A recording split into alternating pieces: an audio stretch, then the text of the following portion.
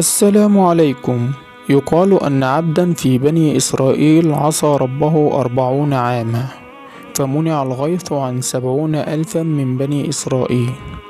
فما خبر هؤلاء القوم، وكيف استطاعوا التغلب على هذا الأمر، وكيف علموا أن بينهم عاصيا لله؟